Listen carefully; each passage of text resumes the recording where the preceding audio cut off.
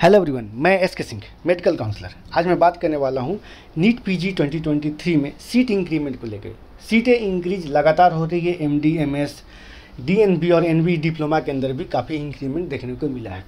लगभग 1800 यानी कि 1800 सीट एमडी, एमएस को बढ़ा दी गई है। साथ में एनबी डिप्लोमा के सीटें बढ़ाई गई है और डीएनबी के अंदर सीट बढ़ी है।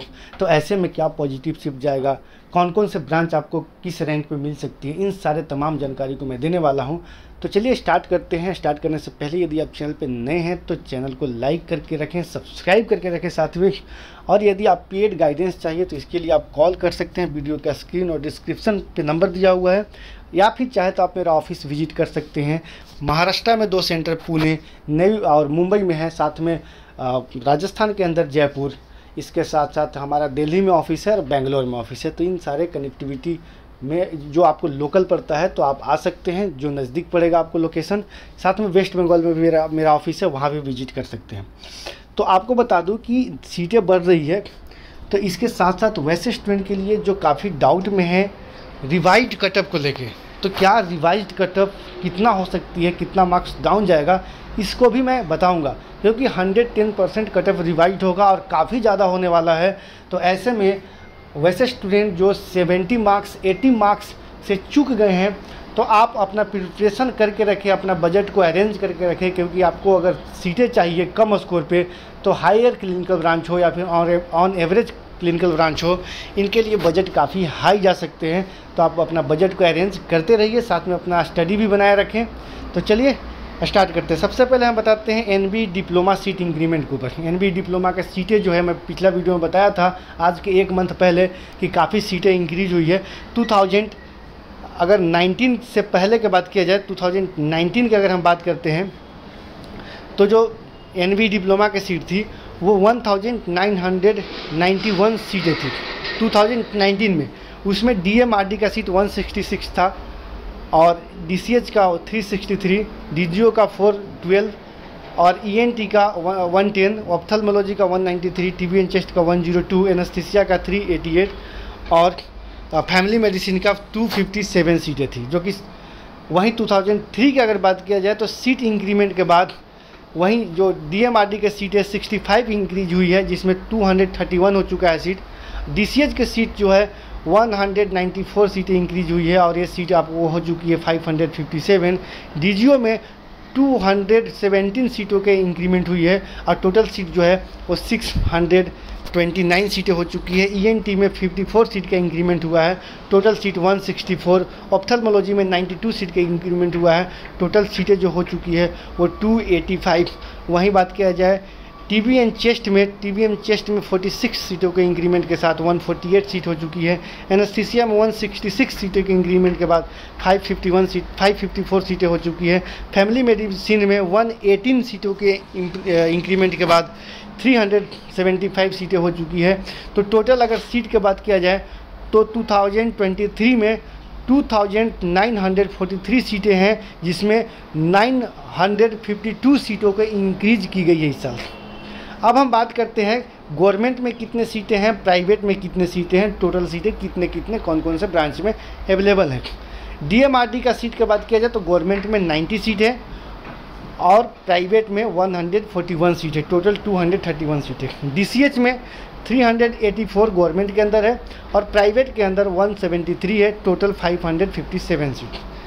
इसके साथ साथ अगर हम बात करें डीजीओ का तो 448 सीट गवर्नमेंट के अंदर, 181 सीट प्राइवेट के अंदर, टोटल 629 सीट। अब हम बात करते हैं ईएनटी का, डिप्लोमा इन ईएनटी।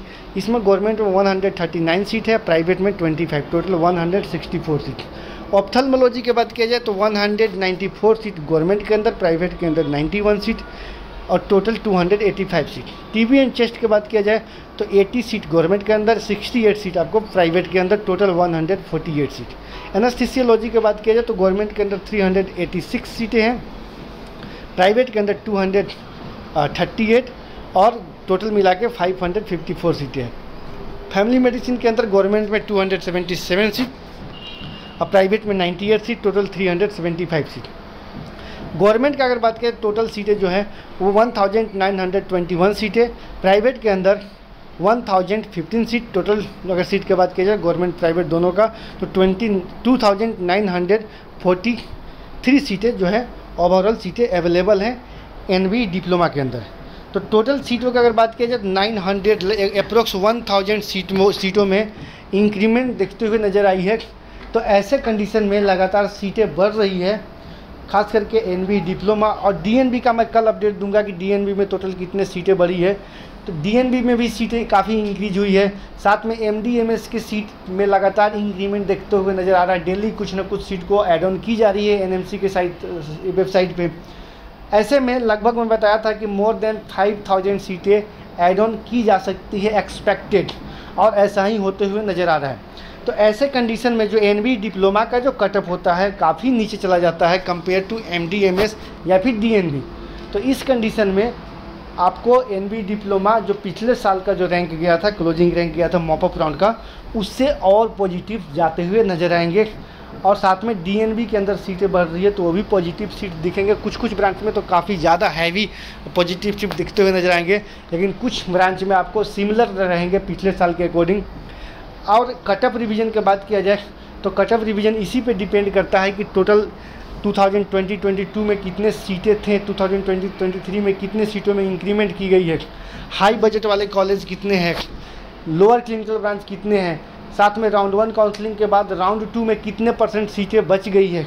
अगर ज़्यादा सीटें बचती है तो इस सीटों को देखते हुए कटअप को रिवाइड की जाती है कि जो अभी एलिजिबल स्टूडेंट हैं, और उसका रेशियो निकाल के देखा जाता है कि जो एलिजिबल स्टूडेंट है इसके कंपैरिजन में सीटें जो है वो काफ़ी ज़्यादा है, तो कट ऑफ को काफ़ी नीचे किया जाए ताकि कुछ स्टूडेंट और एलिजिबल होंगे तो सीटों को ऑप्ट करेंगे।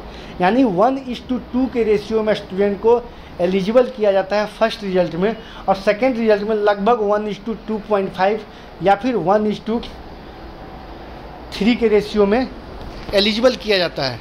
तो ऐसे कंडीशन में आप लोग समझ सकते हैं कि 60 to 70 या फिर 80 मार्क्स कटअप में गिरावट यानी कि नीचे जाते हुए नज़र आ सकता है। तो आप लोग तैयार रहें जो अभी एलिजिबल नहीं हुए हैं। डिपेंड करेगा कि आपका डिजायर ब्रांच है क्या, डिजायर ब्रांच के अकॉर्डिंग आपने अपना बजट बनाया है या नहीं बनाया है।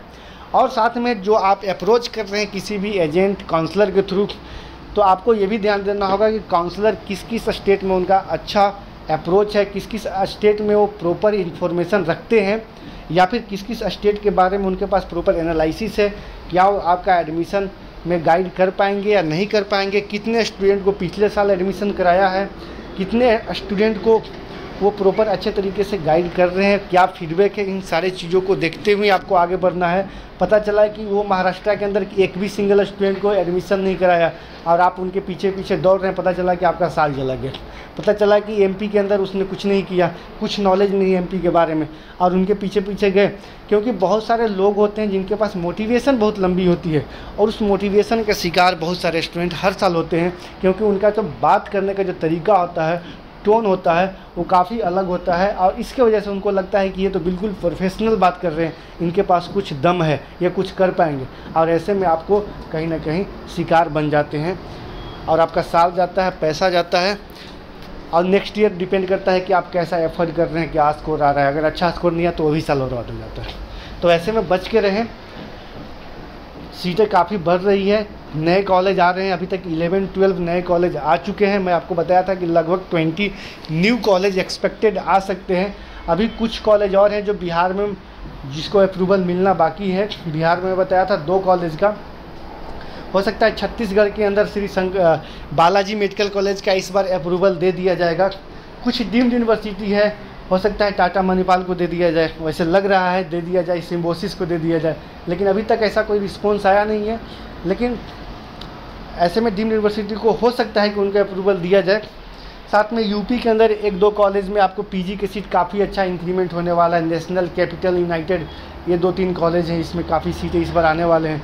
या फिर आपको टीएस मिश्रा मेडिकल कॉलेज, इसके बाद मयो मेडिकल कॉलेज में सीट बढ़ने की चांसेज है।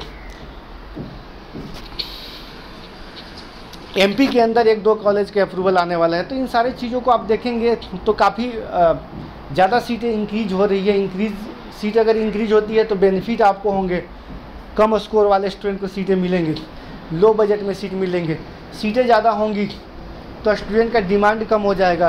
यानी कि सपोज डेट मान के चलिए कि जो सीट आपको 90 लाख पर एनम का मिल रहा था और सीट इतना ज़्यादा इंडिया में हो गया कि आपको इससे मैक्सिमम स्टूडेंट को 90 ना मिल के 50 लाख पर एनम का ईजिली सीट मिल जा रहा है। तो जिस कॉलेज का भी 90 लाख पर एनम है वो क्या करेंगे, उनको तो कोई सीट लेगा ही नहीं। और जब उनका सीट कोई नहीं लेगा तो ऑब्वियसली सी बात है कि वो नेगोशिएट करके डिस्काउंट रेट में उस सीट को देंगे। आपको पता है कि गवर्नमेंट जो है वो 85% सीट होती है वो अपने अकॉर्डिंग निर्धारित करती है उसका फ़ी, और बाकी के 15% सीट होती है वो गवर्नमेंट कॉलेज को दे देती है। लो तुम NRI कोटे के थ्रू इसको बेचो और कमाओ, सेल करो। सेल करने के लिए देता है, उसको कमाने के लिए दे दी जाता है 15% सीटें। और वो 15% सीट को चाहे तो फ्री में दे दे या फिर वो फ़ी में दे, क्योंकि उनका तो NRI कोटे का ऐसे ही फ़ी काफ़ी हाई होता है। तो NRI कोटे का सीट जो होता है उसमें, या फिर NRI कोटे का सीट हो, बहुत सारे स्टूडेंट का फ़ोन कॉल आता है कि सर क्या कैपिटेशन अमाउंट लगेगा, क्या डोनेशन अमाउंट लगेगा, हमें ये कॉलेज चाहिए, हमें वो कॉलेज चाहिए, जिनका स्कोर कम होता है। तो ऐसा कोई कैपिटेशन अमाउंट नहीं लगता है, डोनेशन अमाउंट कुछ नहीं लगता है। जो आपको NRI कोटे का फ़ी है उसी फ़ी में आपको सीट मिलेगा। कभी कभी तो उस फ़ी में भी नेगोशिएशन करके, यानी कि फ़ी को कम करके भी दिया जाता है। यहाँ तक कि मैनेजमेंट कोटे के भी फ़ी में नेगोशिएशन होती है। नेगोशिएशन कराना, डिस्काउंट कराना एक जेन्युइन प्रोसेस है, लीगल तरीका है, तो आप करा सकते हैं। बाकी आप पे डिपेंड करता है कि आप किस तरीके से आगे अपने आप को प्रोसीड कर रहे हैं। जी हाँ दोस्तों, फिलहाल के वीडियो में इतना ही। Thanks for watching.